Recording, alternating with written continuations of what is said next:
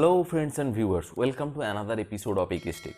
Video का thumbnail देख के ही आप समझ ही चुके होंगे कि इस वीडियो में हम बाइक से रिलेटेड कुछ बात करने वाले हैं। जी हाँ दोस्तों, इस वीडियो में मैं आपको दिखाऊंगा कुछ easy repair tricks and tricks जो कि इस ग्लैमर बाइक के ऊपर जो आसानी से आप घर पर ही कर सकते हो। दोस्तों, इसमें एक प्रॉब्लम आया है कि इसकी जो अपर डिपर के लिए जो स्विच होता है ये वाला, ये ठीक से काम नहीं कर रहा है। इसे पासिंग स्विच भी कहा जाता है। इसका एक इंडिकेशन एलईडी डैशबोर्ड पे भी दिया हुआ रहता है, डी के जैसे देखते हुए। हालांकि वो डी नहीं होता है, वो हेडलाइट का सिंबल होता है जो कि पासिंग स्विच दबाने से जलता है, लेकिन वो भी नहीं जल रहा है। सो फ्रेंड्स, इस वीडियो में आज हम देखेंगे इस वाले स्विच को हुआ क्या है, क्यों हुआ है और उस प्रॉब्लम को हम कैसे घर पर ही ठीक कर सकते हैं। तो चलिए दोस्तों, इस वीडियो को शुरू करते हैं। फॉल्ट क्या है ये जानने के लिए लेफ्ट हैंडल की ये स्विच असेंबली हमें खोलना होगा। यहाँ पे बहुत सारा स्विच दिया हुआ रहता है, जैसे कि लेफ्ट राइट इंडिकेटर हो गया, horn, headlight, dashboard illumination light, upper dipper वाला स्विच और लास्ट में ये पासिंग वाला स्विच दिया हुआ रहता है। लेकिन दोस्तों, ये सिर्फ BS3 बाइकों के लिए, BS4 में आपको हेडलाइट कंट्रोल स्विच देखने को नहीं मिलेगा। बाकी सारा वैसे ही रहता है, लेकिन हेडलाइट कंट्रोल स्विच नहीं मिलता। ऐसी कंडीशन पे तीन ही चीज़ों की खराब होने का डर ज़्यादा रहता है। वो क्या है? एक है ये पासिंग वाला स्विच, दूसरा हैलोजन हेडलाइट की अपर वाला फिलामेंट जो कि अपर डिपर की मदद करता है। मतलब कि अपर का जो लाइट जलता है वो अपर वाला फिलामेंट से, तो उसका ख़राब होने का एक डर रहता है। और तीसरा, इसके रिलेटेड वायरिंग और कंट्रोल करने वाला जो रिले रहता है उसका ख़राब हो जाने का डर। लेकिन दोस्तों, ज़्यादातर प्रॉब्लम पहले दो कंडीशन से ही आता है, बाकी तीसरा वाला आसानी से ख़राब नहीं होता। मतलब कि वो कंट्रोलिंग रिले वगैरह वो आसानी से ख़राब होता नहीं। इसलिए हम पहले पासिंग स्विच को देखेंगे, उसमें क्या प्रॉब्लम हुआ है, अगर ठीक है कि नहीं वो देखेंगे। बाकी चीज़ों की जांच बाद में करेंगे। जैसे कि आप यहाँ पे देख सकते हो, हैंडल बार की स्विच को मैंने पूरा खोल लिया। थोड़ा पास से दिखाने की कोशिश करता हूँ। जैसे कि नॉर्मल प्रेस स्विच पे दो पॉइंट दिया हुआ रहता है, एक इनपुट के लिए और दूसरा आउटपुट के लिए। यहाँ पे भी सेम ही है, एक पॉइंट से करंट आ रहा है और दूसरे से निकल के हेडलाइट पे जा रहा है। दोस्तों, कोई भी स्विच ठीक है कि नहीं ये चेक करने का सबसे आसान तरीका ये है कि उसे सर्ट करके देखना। मतलब उसकी दोनों टर्मिनल को सर्ट करके उसे बाईपास करके देखना।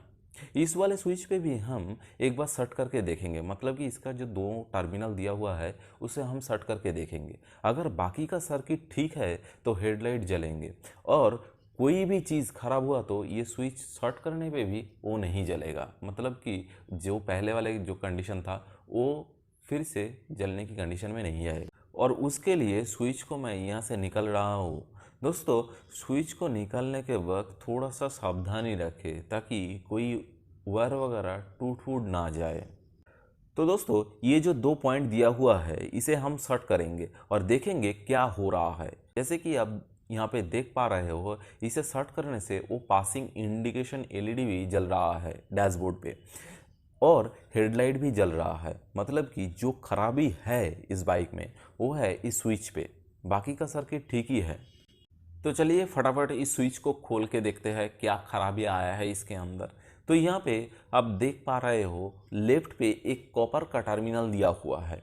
इसके अंदर और एक टर्मिनल दिया हुआ है, शायद आप देख नहीं पाओगे क्योंकि मेरा जो कैमरा मैं इस्तेमाल कर रहा हूँ उसका फोकस अंदर तक जा नहीं रहा है। क्या होता है दोस्तों, बहुत दिनों से यूज़ होते होते धूल मिट्टी कचरा वगैरह अंदर जाने की वजह से इसका जो दोनों कॉन्टैक्ट पॉइंट है इसके बीच एक लेयर बन जाता है जो कि करंट पास नहीं होने देते। मतलब कि एक नॉन कंडक्टिंग लेयर बन जाता है।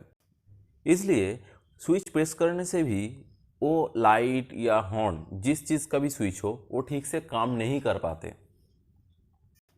अभी हम स्विच को पूरा खोलेंगे। दोस्तों, खोलने का जो प्रोसीजर है वो तो मैं दिखा रहा हूँ ही, लेकिन ये करते वक्त थोड़ा सावधानी लेके करें क्योंकि आप यहाँ पे देख पा रहे हो, इस साइड पे एक स्टील बॉल दिया हुआ है और दूसरी साइड पे एक प्लास्टिक का क्लैम्प दिया हुआ है और बीच में एक स्प्रिंग भी दिया हुआ है। अगर कहीं पे ये स्टील बॉल गिर जाए तो पूरा स्विच असेंबली बर्बाद हो सकता है और आपको पूरा चेंज करना पड़ेगा ये स्विच असेंबली। सो थोड़ा सा सावधानी लेके करिए।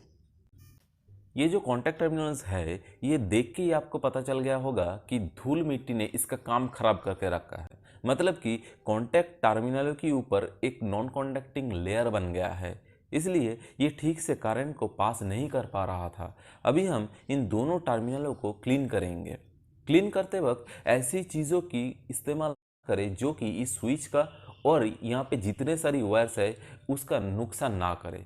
यहाँ पे आप सैंड पेपर से भी घिस सकते हो, लेकिन इसके अंदर उतना स्पेस है नहीं, इसलिए ये स्क्रूड्राइवर की मदद से मैं क्लीन कर रहा हूँ।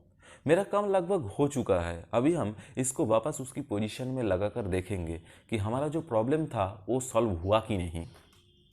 जैसे कि आप देख पा रहे हो, ये जैसे था ठीक वैसे ही मैंने उसकी पोजीशन पे उसको लगा दे रहा हूँ। स्विच तो उसकी पोजीशन में वापस लग गया। अभी इसे चेक करना बाकी है और चेक करके देखते हैं ये काम कर रहा है कि नहीं। अगर नहीं हुआ तो इस स्विच को चेंज करना पड़ेगा। जैसे कि आप देख पा रहे हो, ये पूरा काम कर रहा है। मतलब कि धूल मिट्टी ने जो लेयर बना दिया था, जो नॉन कंडक्टिंग लेयर बना दिया था, वो हटाने से ये अभी प्रॉपर काम करने लग गया। दोस्तों, अब यही काम आप सर्विस सेंटर पे करने जाओ ना, तो उन सर्विस सेंटर वालों ने आपसे 700 से 1000 का बिल मांगेगा। जब आप इसे इतना छोटा काम आप घर पे ही कर सकते हो, तो उसके लिए इतना सारा पैसा देने का क्या ज़रूरत है। स्विच और ये मेटल क्लिप दोनों लगाना हो गया। अभी इस स्विच असेंबली को हैंडल बार पे उसकी पोजीशन पे लगाना होगा। एक बात दोस्तों, जब आप आपकी बाइक के ऊपर कोई भी काम करो, वो एक्स्ट्रा लाइट लगाना भी हो सकता है, वो एक्स्ट्रा हॉर्न लगाना हो सकता है, कोई भी एक्स्ट्रा लाइटिंग हो गया, कोई भी काम करो थोड़ा टाइम लेके करो, शांति से करो, कोई जल्दबाजी नहीं करना, क्योंकि बाइक हमारा इमोशंस होते हैं, उसे चोट पहुँचे ऐसे कोई भी काम मत करो।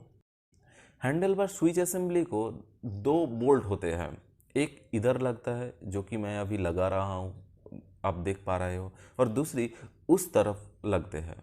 कोई भी एक बोल्ट को पहले से ही नहीं कस देना होता है, क्योंकि अगर आप एक बोल्ट को पहले से ही बहुत सारा टाइट कर दिया तो ये जो प्लास्टिक का कवर रहता है ना, ये जो स्विच का असेंबली रहता है, ये फट सकता है और पूरा काम बिगड़ जाएगा, क्योंकि ये एक सिंगल पीस में मिलता नहीं। ये सारा असेंबली को लेके 500 तक की कॉस्ट होता है इसको, ये आपको देना पड़ेगा। सो एक बार उधर का नाट थोड़ा सा कस लो, उसके बाद इधर, ऐसे करके दोनों का ठीक से टाइट कर लेना।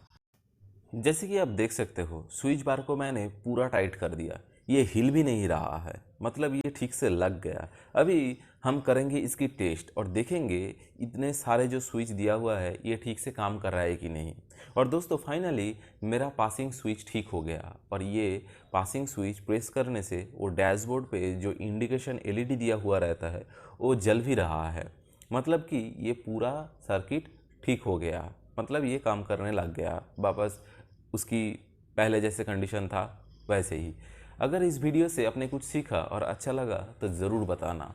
इस वीडियो में बस इतना ही, मिलते हैं नेक्स्ट वीडियो में, तब तक के लिए बाय।